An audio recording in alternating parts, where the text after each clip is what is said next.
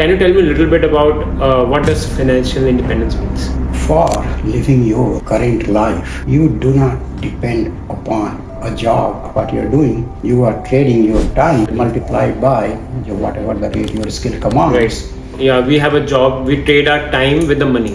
So financial independence is where we don't trade our time with the money. Some people achieve financial independence at the age of 30, 25. Some people do at 60, 40, 50.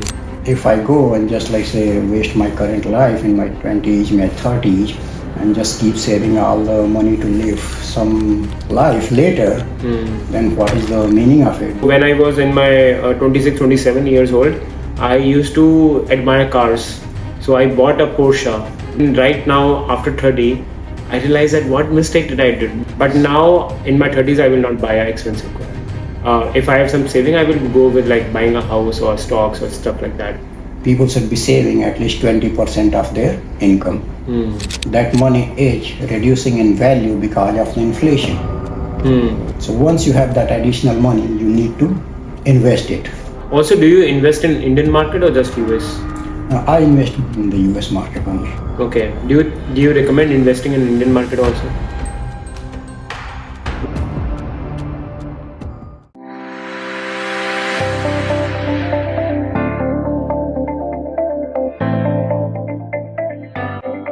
So let's get started. Thank you, Krishna, to be in my show or channel, you can call it. It's called Mindfulness with Manish. I know you for a long time now. I think it's been 2 years, right? 2 years, 1.5 years. I met you when my last company, DocuSign. So can you tell me a little bit about yourself? Where you're coming from? Where you're from India? How did you come to US? Let's start from there and then we can go from there. Yeah, thank you for having me on your show. So, I am from Eastern UP in India. So after my 12th, I went for engineering and I did my engineering in information technology, or you can say computer science. From where? From IIIT Allahabad. Okay, nice. So once you complete your engineering, you join the job. So I joined the job. Then I was working there with Microsoft for a few years. Then I moved from India to US and I moved to Seattle. And since then I am in Seattle for the last 15, 16 years. Why did you choose Seattle, if I can ask? I did not really choose it. I was working at Microsoft. Microsoft was in Hyderabad in India. And the Microsoft's headquarters was Redmond. So Seattle chose you? Yeah, so project was, the Seattle chose me. Okay, nice. And so it's been like 14 years you've been living here? 16 years. 16 years, nice. So do you like this area? Yeah, really nice area. Really good people. You see the sophisticated people, really educated people. People aware of the health issues and taking care of their health, living good lifestyle, and even the driving discipline and everything. Really good. The only thing that you can little bit complain about Seattle will be probably the Seattle weather. Other than that, I think it's a really great area. Nice. That is true, man. Seattle weather is always people complain about. But people like us who live somewhere else, when they come to Seattle, they always feel like, okay, Seattle has a good weather. Because, we miss rain in California. Rain doesn't happen over there. But here, rain happens every day. Yeah, I would totally agree. And my wife, and she moved to Seattle for the first time from India. She was like, oh, I love rain. She would just like, sit on the window and watch the rain and enjoy. Yeah. And I was like, okay, once you are in Seattle for a long time, then you stop liking rain that much. Right. Yeah.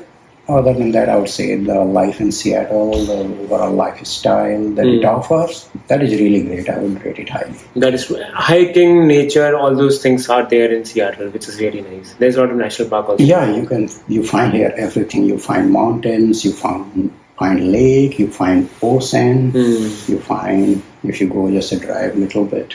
On the east side, you will find plains. So many times I say that this is more like a Switzerland. Switzerland does not have the ocean. This has even the access to the ocean. Right. Cool, man. That sounds good. Let's talk about the topic of this discussion today. The thing is, that's what I personally feel. Like in our school days, They, like in our school, like when we used to go to high school, we had subjects like chemistry, maths, physics, everything. But there was one subject which was missing, I think, and they should have taught us, which is financial independence, or being everything about finance. I did my MBA. In MBA, they taught me about balance sheet, cash flow, stocks, options, and stuff like that.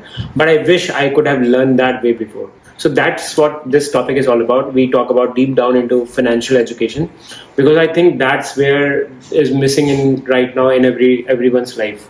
People go to different videos, they look at different education, and there's a lot of materials out there, and there's misinformation also.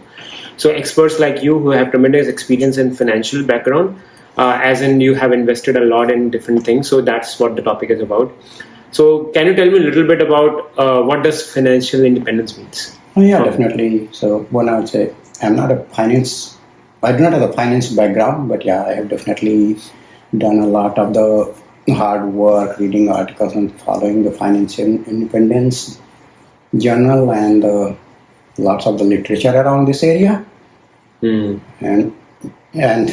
from my generation or our generation, I do hear these type of the thoughts and sentiments very often, that I wish they taught this thing to us in school, but it was not there. And we can understand that we used to live in a world where alleviation of poverty was the main topic for the political party, right, the mainland thinkers. People never had those additional money to achieve financial independence. Entrepreneurship was another topic. So lots of things were pretty much out of reach or out of imagination. The fighting the immediate needs and just getting out of poverty was the main focus. But as people grew, world became richer and people started having the well-paying jobs. Now they have a lot more income, and once they have that income, that translates into more savings, and slowly all these financial discipline and financial independence and those becomes the topics of discussion. So yeah, so for me, the things happen that way also. Once I got job in Microsoft, I always had more money than I needed. So slowly over time, now you have the problem of, you have some savings, extra money, what to do with it? You need to invest. You start investing, and after some time, when you start thinking, you are investing, but what purpose does this achieve? Then you start reading more articles, more literature, those things, and then you realize that, okay, financial independence is going to be a really great goal. And then you start learning more about it. You see, okay, what are the advantages of it, and then slowly you start following it. What does financial independence means? So yeah, the financial independence means that for living your current life, you do not depend upon a job or something that says that, okay, you need to commit your time and effort with me to continue your current lifestyle in the financial terms. Like say you have the financial, your life, you have a house, or you're living on apartment, or you need to pay rent or pay EMI. So those are backed by the financial expenses, and you pay for those by having a job. And you have a job, what you're doing, you are trading your time with money multiplied by whatever the rate your skill commands. Right. So your time is tied to bringing in the money to your job.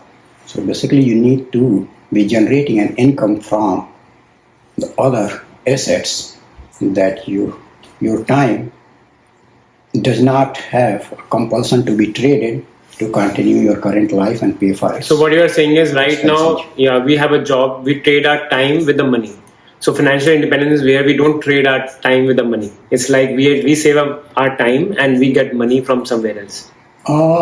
Yes and no. Like say, it does not mean that once you are financially independent, you should not have a job. But it should be that once you achieve that one, the job is optional. It's your choice. It's your choice. Whether you want to do something else or you want to make money. So for you to continue your current lifestyle, the income from job is not necessary. It's not necessary. Right. Some people achieve financial independence at the age of 30, 25. Some people do at 60, 40, 50. What is the right age according to you?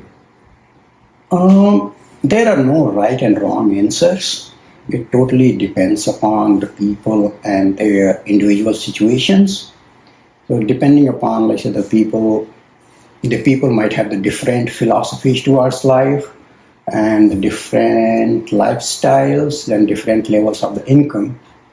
So if there is some person who thinks that, okay, all I want to do is achieve financial independence and then own all my time, and then the person is just not spending anything, just saving everything, at the same time the person is having a really high income, those people are going to achieve it much earlier versus another person who thinks that, oh, if I go and just like say waste my current life in my 20s, my 30s, and just keep saving all the money to live some life later, then what is the meaning of it? Those people will probably spend More money. more money, and at the same time, if the person is having relatively lower income, then they are going to take longer time to achieve. Right. So basically, it is about It what is depends. your current expenses, what is your current income. The difference is the one that becomes savings, and once the savings you invest, and that starts generating income. Let's talk about the term savings. What you talk about, savings and investment. There's a lot of savings and investment out there. I know a little bit. I know about like stocks, options, properties, real estate, whatever. Which is best according to you and why? Okay, those are the specialized subjects, so I would not go into those details. But yeah, the savings are necessary. Those are a must. Anyone who is earning, basic rule is that you should not be spending everything that you earn. There should be some savings. A general rule is people should be saving at least 20% of their income. The higher you save, even better. Then there is this FIRE movement where some people go penny pinching for everything, and they just try to save 80% of their income while sacrificing their life. You can do that at people who suits. They are doing it. I'm not a big fan of it. Like, you need to find your balance. Where is your right level of savings? But if you are earning an income, try to save 20% of it. Let's take an example. So if a person is earning per month $100, $20 they should save. Correct. Right? $80 they can spend in other things. But when you say saving, does it also mean investment or just savings?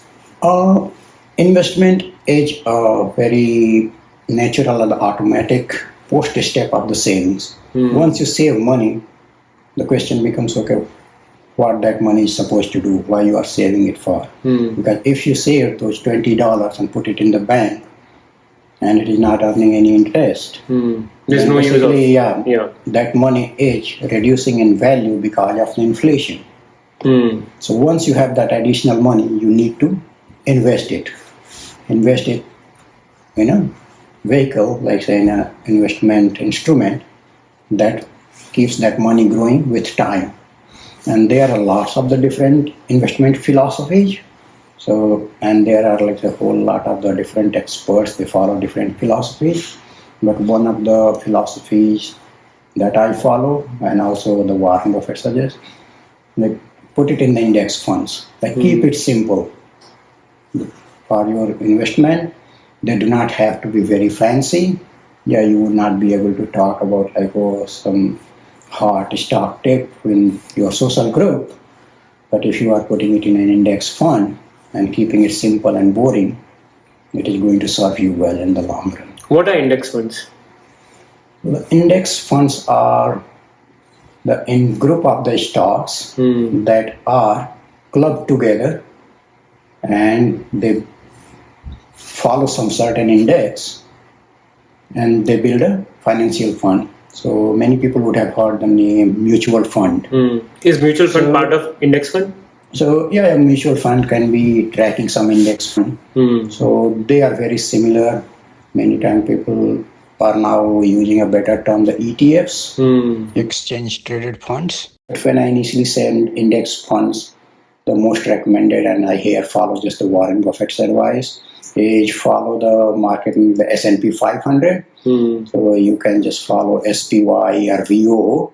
So these are the specialized fund index funds. They follow the S&P 500 index, and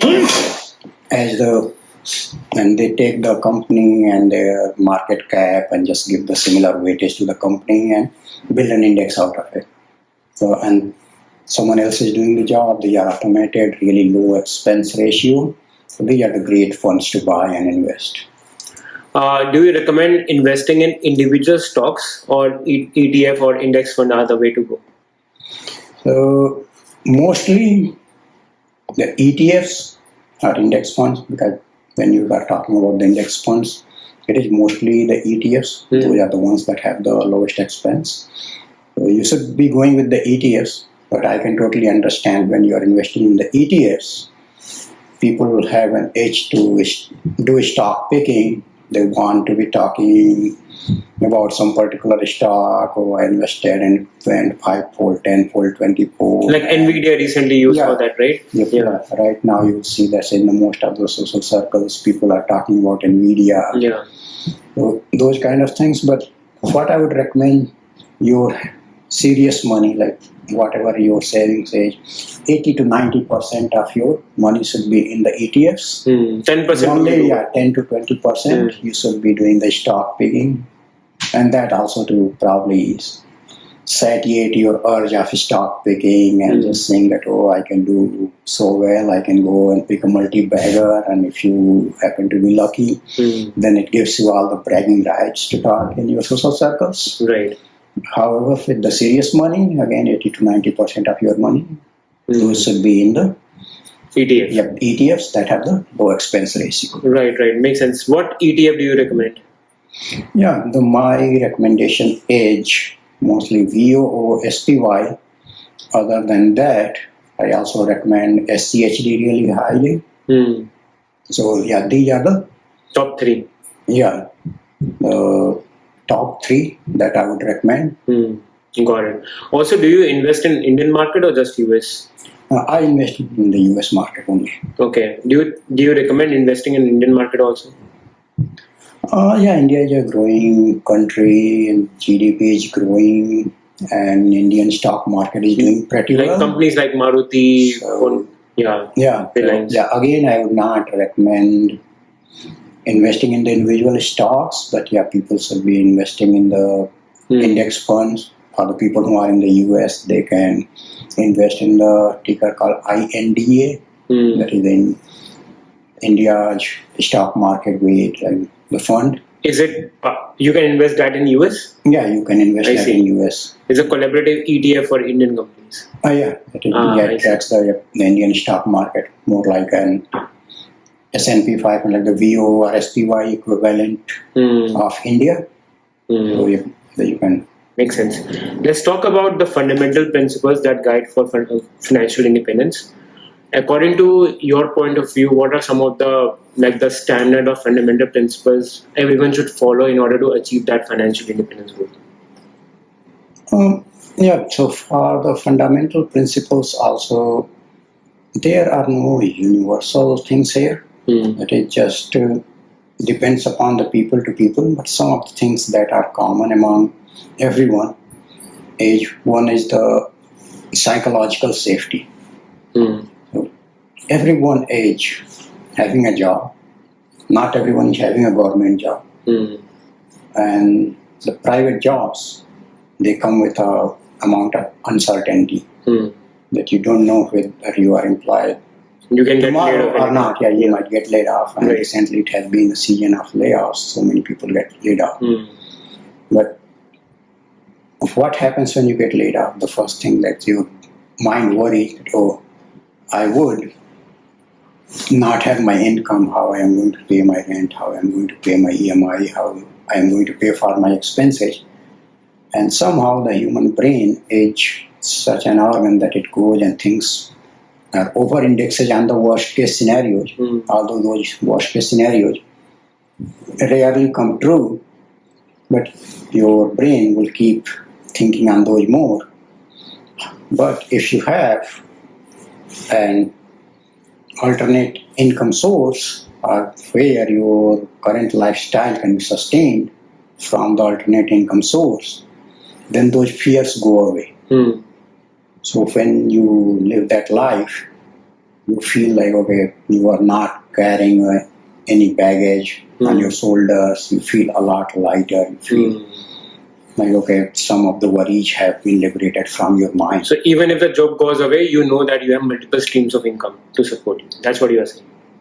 Not the multiple streams of income. What I'm saying is that you have alternate income, which is not from your job, and that income is sufficient to take care of your, sustain your current lifestyle.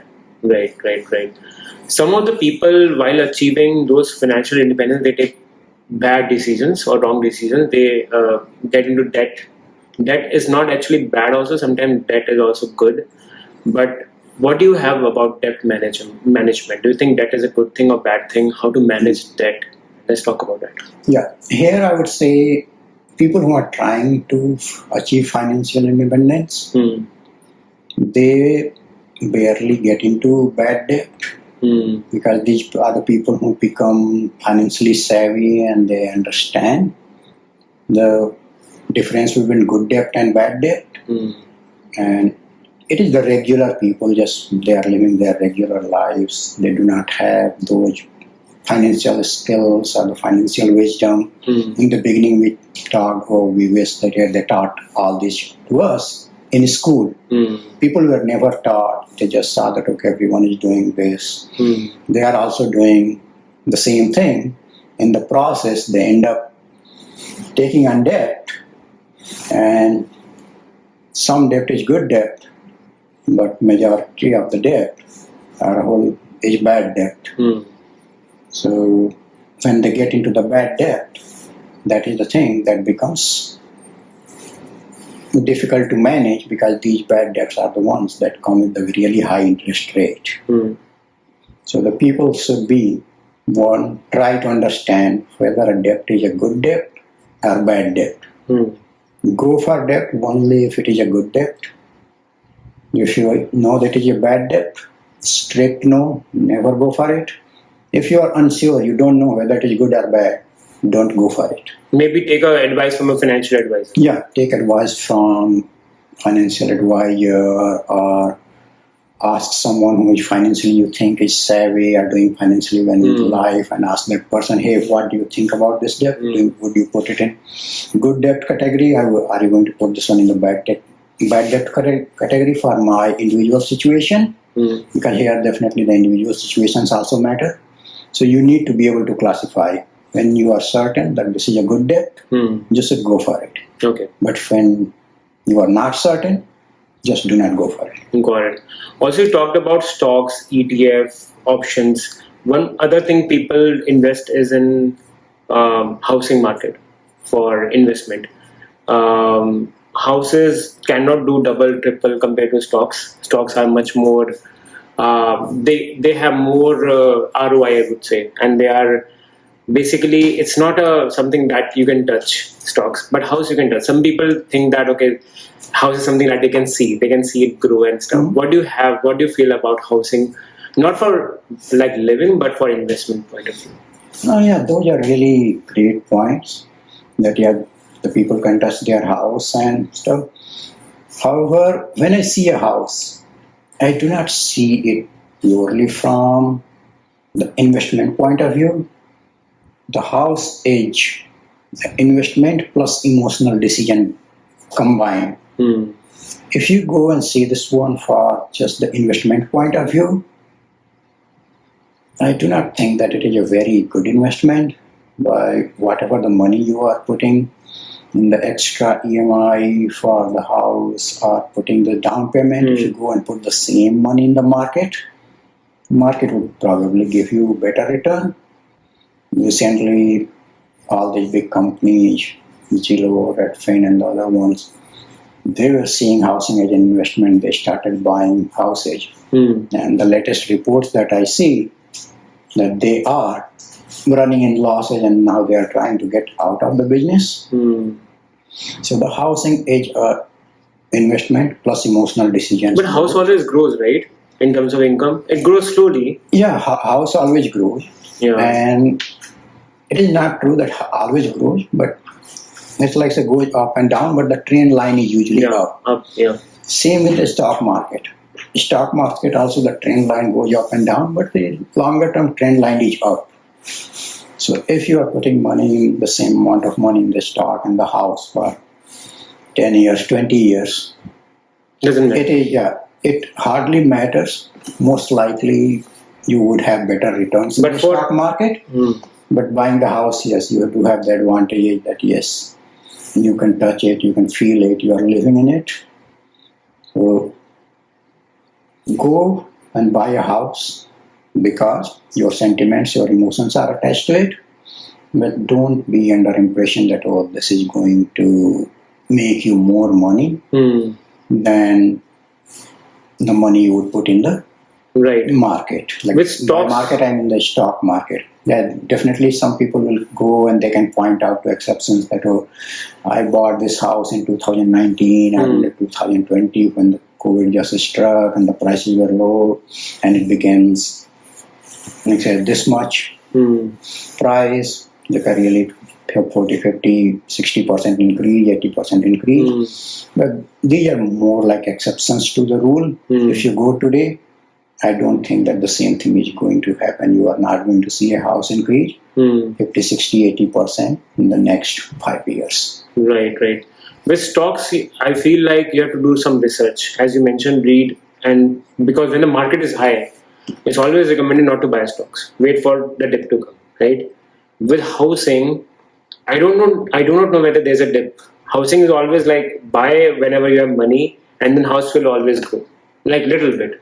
It's always like this, but housing, if you have money, just buy it. It depends upon the rate of interest also. Like right now, the rate of interest is very high. So people are not buying, but still the good areas people are buying. But stocks is always like right now, Nvidia, I would say it's very high right now. So just hold on or wait for it to have a dip. That's what I feel like. Or do you think there's no right time or good time for stocks also? It is hard to time the market, either housing market or the stock market. Lots of people try to time the market. Very few people succeed. And that's why people become Warren Buffett if they basically... Yeah, the people who can do it really well, they can become Warren Buffett or they can become the big name investors. For an average person, it is very difficult, and by very difficult I mean it's next to impossible to time the market. And what a regular person, the mistake they make, when they are trying to time the market, they keep their money uninvested in the market. That is, they are keeping the cash and the money is not in the market. And the way the compound interest works, the time is also one of the variables, one of the factors that leads your money to grow. Right. So if your money is not invested in the market, you are reducing the time window for that money. So you are reducing one of the variables. So the chance of your investment underperforming an investment that is invested in the market and increasing the time aspect of it. So those are the few variables. The few things that you need to consider. Right. What are some of the resources that you recommend for buying, for investing in the market? So basically what happens is, like for example, the Indian market is going under election, right? If everyone knows that who will come to the power. And so that's why, or maybe like, for example, some of the religious places like Ayodhya recently built a temple. So the stocks for Indigo and IRCTC went up because they are building airports over there. So these trends you need to identify, right? So do you still recommend going after ETF, or do you think that, okay, you're looking at these trends, election, building a temple, where the crowd is going, and then buying individual stocks? Oh, no, I'm not in the favor of the individual stocks. I'm again go with the market, because the chance of picking up the right individual stock is very low. People start and talking about the individual stocks when they have already been hot, everyone knows them, and you have the advantage when you pick that stock before everyone else knows. Because when everyone else knows, they all put money in that stock and the stock price goes up. So the potential upswing that already has been captured by the time you are trying to enter. And another problem is any stock, it can go down, go bust, and you do not really know when to sell. So those things again come to timing the market. Like so be able to identify a stock much ahead of its upswing, or be able to sell it before it starts going down. And those are extremely difficult. That's why people sort of stick to the ETFs. Those are the safest, the broad market ETF. Don't become greedy. If you become too greedy, there is a chance that you are going to make mistake and lose your money. So the best thing is keep it simple, keep it boring, don't become too greedy. And with time you will realize that these principles help you do really well. Right. One of the things you mentioned was having multiple streams of income. So let's take an example. A person earns $100. $20 you mentioned they can save, right? In that $20, like what do you recommend? Like what are different streams they should be investing in? The people should be saving and investing. I meant was people need to have income from their assets. I did not mean to say that you need to have multiple streams of income. It can be one, it can be multiple. So multiple is better than one. But the issue with the multiple streams of income is it is difficult to achieve. There is lots of the literature about, you should try to achieve multiple streams of income. And I used to read those and used to feel fascinated about it. But when you try to achieve, then you would realize that achieving multiple streams of income is not easy. You are going to achieve in the areas where you are passionate about. And for most of the people, they are passionate about the things that do not make a lot of money.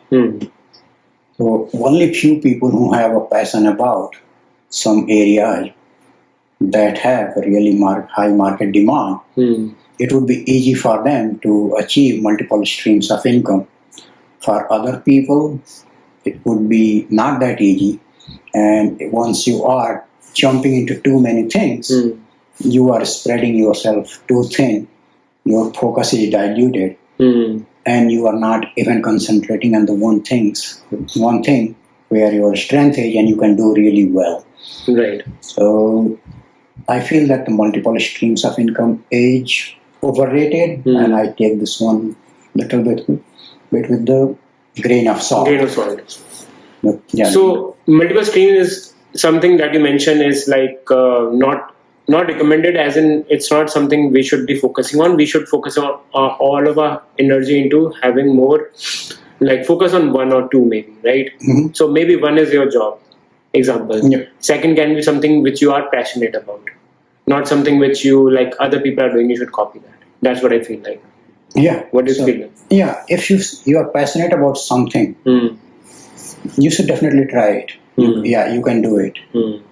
But it is better that, it would help if you are passionate about something that makes you more money versus, let's say, being passionate about music. Like so many people play guitar, sing a song, but they can't make money. That you can see that's the only very few people make money out of it. They have the rare talent, they would be able to make money out of it. But the most people would struggle to make any meaningful money out of it. Yeah, got it. And what are some of the challenges? Okay, going back to our topic, which is financial independence. What are some of the challenges that people face in order to achieve financial independence? What are some of the misconceptions or the problems in this area? Why people struggle in achieving that? On the first one is, people are just not aware of it. No one was taught in school, no one told them. So people do not know that something like this, a financial discipline, financial education is also important. slowly over time, they realize that, oh, this is something that I should pay attention. They notice, let's say, a friend or a friend of a friend is doing this and achieving really good financial results. And then they start thinking, oh, it would be so cool that if I also had some investment income and it kept just coming automatically, then it would be such a nice thing to have. Then people start following it. And that is the one thing. The next one is, in order to invest, you need to have savings. So lots of the people, they earn and they just try to spend, like say, it by the end of the month. Yeah. They do not save. So if you are not saving, by definition, you are not going to have investment. Or if you are saving too little, you are going to have a very small investment. And a small investment is going to generate a small amount of passive income or this small amount of income. And when people say, oh, this is like such a small amount of income, it barely matters. So they feel disheartened or discouraged. So again, here I would say, don't feel disheartened and discouraged. Just keep on working towards it. Keep going for what happens, the way the compounding works. Over time, that income will become bigger and bigger. And once you start seeing that, oh, this one is generating some income, you would also develop interest into more savings. So now you would have a savings that are higher than what you were doing earlier. And since your investments are growing, compounding is taking effect, more and more passive income is coming. So slowly things would start building, and once it crosses a threshold, then you are going to feel like, oh, this is magical. Right. I can give you one example. So you are right, actually. So when I was in my 26, 27 years old, I used to admire cars. So I bought a Porsche during that time with my savings. And then right now, after 30, I realized that what mistake did I do? What happiness that car gave me. Just 2 years of like driving good, it's fine. It was during the rush of that time. But now in my 30s, I will not buy an expensive car. If I have some saving, I will go with like buying a house or stocks or stuff like that. If I have a lot of money, then maybe buying an expensive car. Like buying a car is always a liability. But go for a car which is like which you really need. Like if you have a big family, go for a car which is like reliable, not German car and stuff. But some people love cars. That's fine if they have extra money. But I would say that's my shift in the mentality that has changed me. Yeah, these are the things that totally depend upon the individual and their individual philosophy. So here, I am not against those cars, but usually me or any financial expert, they will always advise you not to go for the expensive cars.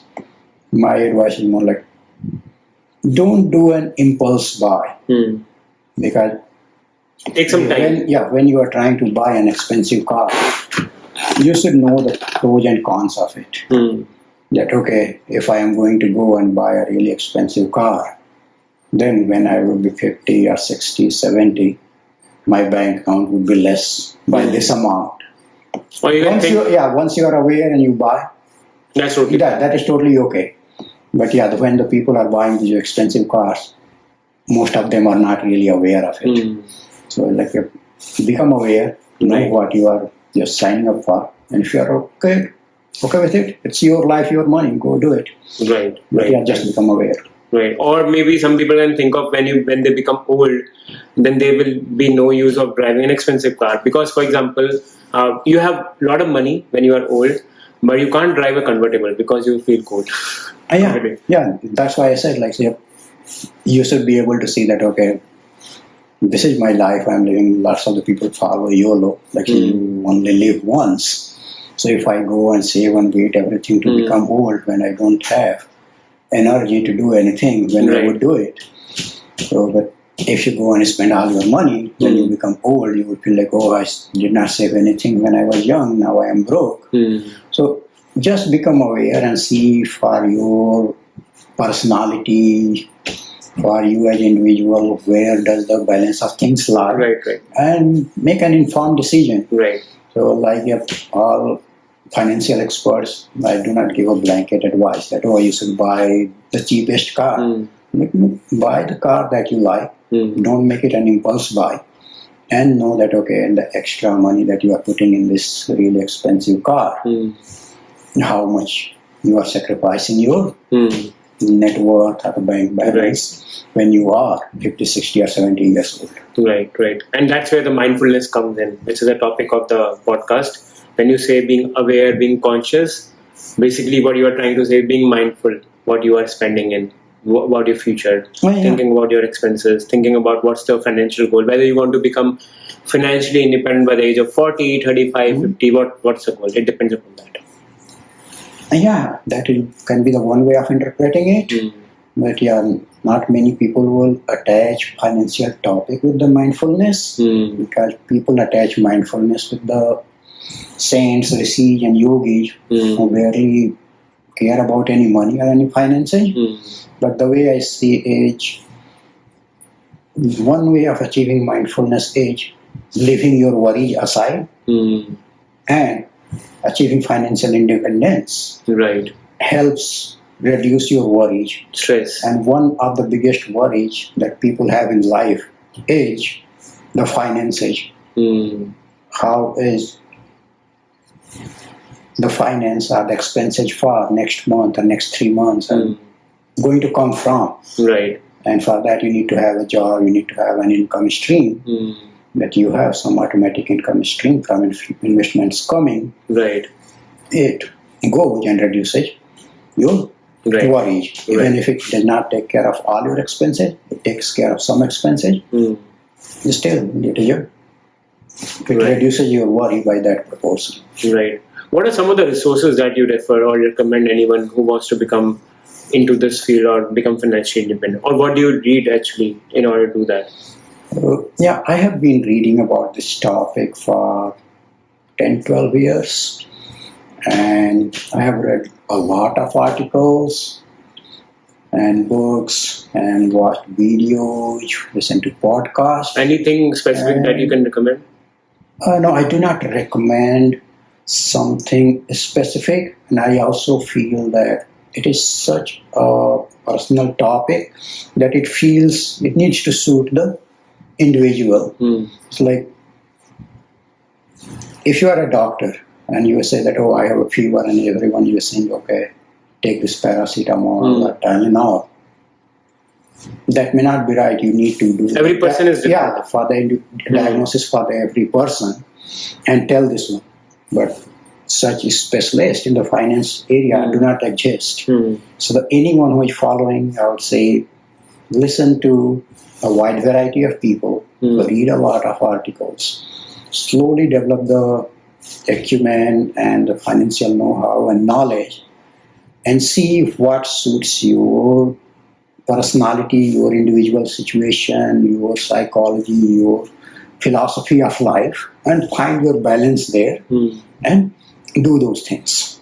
Got it. Yeah, the basic tenets would be you should be spending less than what you earn. That means savings. Once you have the savings, you need to be investing. Better keep it simple and safe rather than doing any fancy investing.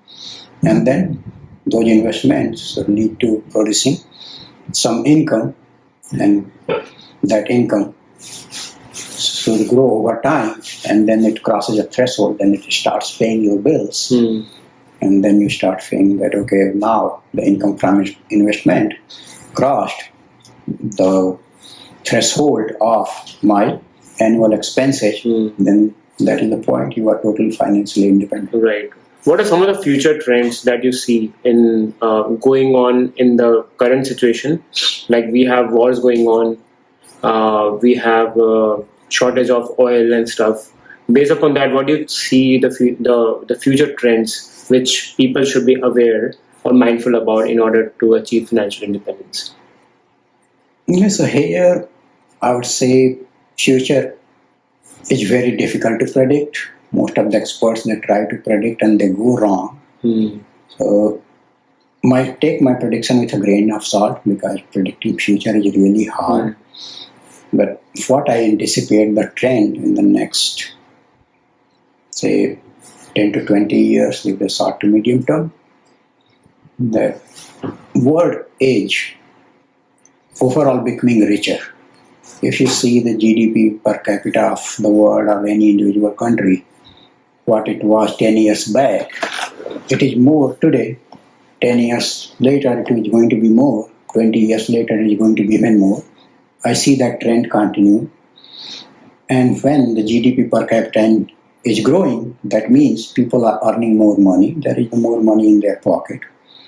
When people have more money, so finance is a topic of the money. So they will start thinking about finance. They will start thinking about investment. They will start thinking about financial independence. So I would expect that interest in this topic is going to grow and it will keep increasing in the short to medium term. Having said that, again, predicting future is tough. We will see how it unfolds. Right. There are the countries who are talking about universal basic income. So maybe in the next 10 years, the universal basic income comes and governments start giving everyone a minimum income that covers their basic needs. The minimum of your lifestyle expenses are taken care by the government.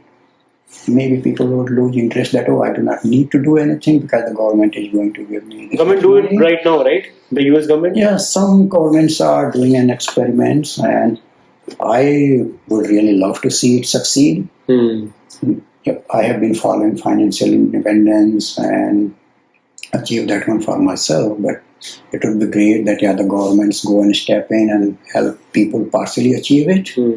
So this can be one thing that it's hard to predict. Maybe it just says that people stop thinking about the financial independence at all, or maybe it just makes people think even more. However, if the normal trends continue, I would think that interest in this topic would grow more and more. Right. And people actually, one of the issues with the financial independence is like there's a lot of misinformation out there. People follow wrong advices, and they. I've seen especially it happens in the stocks. They don't do research themselves. They hear, okay, let's invest in this stock, and they invest, and they finally come to know, okay, it's going down or going up, whatever be the case. Do you feel that is the case? If that is a thing, how to prevent it? I do feel that is the case because lots of the people go and try to invest in the individual stocks. And I would say just try to fight that urge of investing in individual stocks. Stick to broad market ETFs and put all your serious money, 80 to 90% money in the ETFs, and put only that money in the individual stocks that you can afford to lose. Picking individual stocks is not really investing, I would say, unless you are really an expert in that area. For the regular people, I see it more as gambling than investing. Got it. And talking about gambling, do you gamble?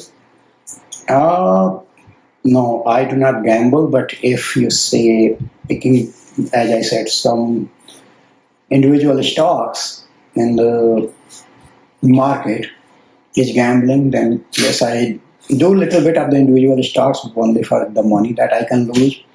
Recently, I was investing in this Invite stock that went bankrupt, so I lost that gamble.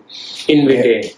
Yeah, Invite. Okay. At the same time, there was time I bought ServiceNow stock that went multiple folds, so I won that gamble. So in a way, yes, here being in the US, have I gone and checked out the casinos? Yes, I have gone and checked out. Sometimes I've gambled, but only a couple $100 just to for the fun of it and seeing.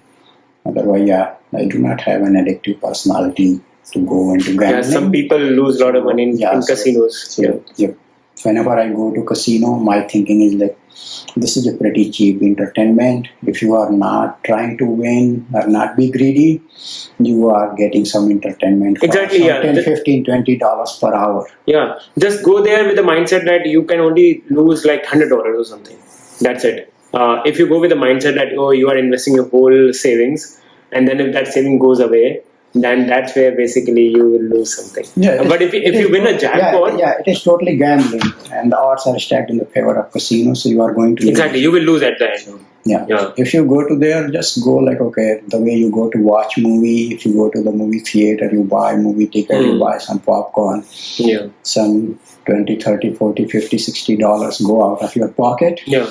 So just think that, okay, Some money I'm going to casino, and this is an entertainment for me. I'm going there for 3 hours, and I will just have entertainment. I will not try to win, and you would find that you probably lost $10 or $15 per hour, which would come up to the same as how much money you would pay for a movie. Right.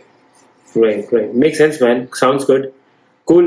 We talked a lot about financial independence. I learned a lot from you.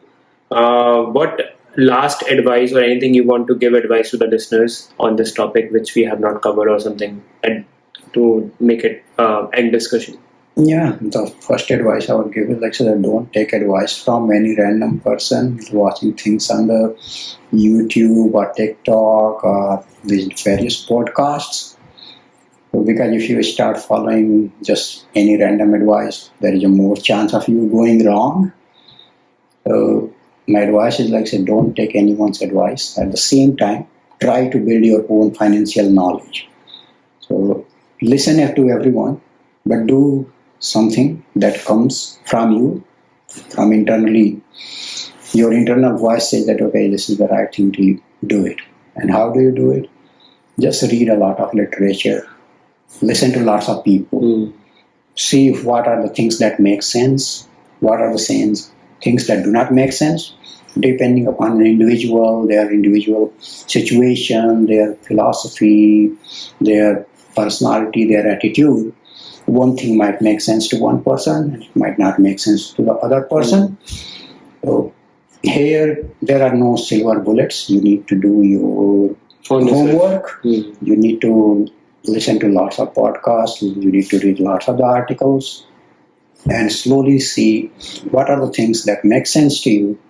And once you have sufficient knowledge, slowly things like your voice inside will start telling you these are the right things that you should do, and only follow those things. Sounds good, man. A lot of enlightening things for me, and a lot of like mindfulness, which is a topic of this discussion. And you said it right. Having mindfulness attached with financial independence is like mutually exclusive, but we actually combine these two together. Having financial independence is also a topic of mindfulness. How to be aware to be mindfulness, how to be aware to be financial independence is also a big discussion, and it's an important discussion in the current era, I would say. And everyone should know about it. Yeah, you need to be mindful about it. Along with that, if you are using the mindful in the same terms as a yogi or rishi would do, then achieving financial independence helps reduce your worry and makes it easy for you to become more and more mindful. You can do something else, basically. That is the thing. Cool, man. Sounds good. Thank you so much to be in my show. Maybe next time we can do more podcasts on different topics. You bring a lot of knowledge with you. But thank you so much. I wish you luck and good luck with your financial life. I know you are already financially independent. I do not want to ask your net worth because I'm not comfortable to ask that. But thank you so much to be in my show, and I wish you luck in the future life. Thank you so much. Yeah, it was a pleasure being on the show, and thank you for inviting me. Yeah, thank you, man. Yeah.